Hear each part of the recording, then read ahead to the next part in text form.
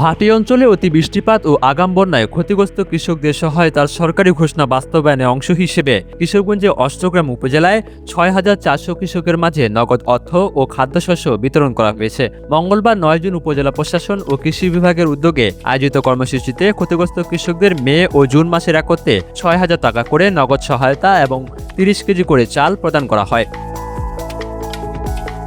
এ মৌসুমে আকস্মিক বন্যার কারণে উপজেলার বিস্তীর্ণ এলাকার পাকা ধান পানিতে তলিয়ে যায়। এতে অনেক কৃষক তাদের কষ্টার্জিত ফসল সম্পূর্ণভাবে ঘরে তুলতে পারেননি এবং আর্থিক ক্ষতির মুখে পড়েন। ক্ষতিগ্রস্ত কৃষকদের দুর্ভোগ লাঘবে সরকারের পক্ষ থেকে সহায়তার ঘোষণা দেওয়া হয়েছিল। সেই ঘোষণার বাস্তবায়ন হিসেবে এই সহায়তা বিতরণ করা হয়। নির্দেশনায় এবং সংশ্লিষ্ট রাজনৈতিক ব্যক্তিবর্গ সহ আরো যারা অন্যান্য ব্যক্তিবর্গ আছে তাদের সমন্বয়ে তালিকাটা করা হয়েছে। সহায়তা পেয়ে কৃষকরা সন্তোষ প্রকাশ করেন এবং সরকারের প্রতি কৃতজ্ঞতা জানান। তারা বলেন, বন্যার কারণে ফসলহানির পর এই সহায়তা তাদের জন্য অনেক উপকারে আসবে।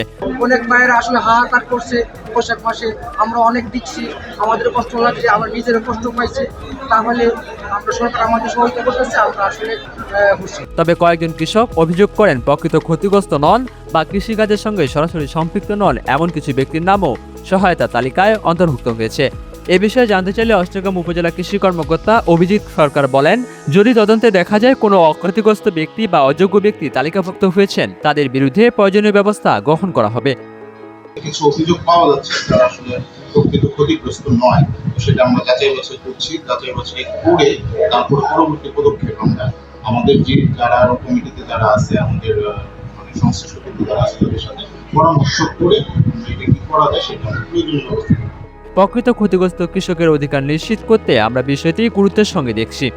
স্থানীয়দের প্রত্যাশা, সহায়তা বিতরণে সচেতনতা নিশ্চিতের পাশাপাশি ভবিষ্যতে প্রকৃত কৃষকদের সঠিকভাবে চিহ্নিত করে সরকারি সহযোগিতা পৌঁছে দেওয়া হবে।